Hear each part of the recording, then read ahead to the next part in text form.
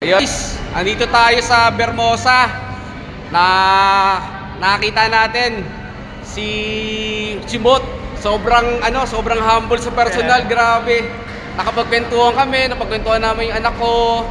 Yun, si Mot. Ayan, shoutout ako. Shoutout sa inyo lahat. Enjoy kayo sa mga trip nyo dyan, kung ano man. Yun, nakakatawa. Sa December pa raw yung ano niya, next battle niya. Tingin ko si Looney na susunod. Kasama niya yung baby girl niya, nakakatawa, blessing.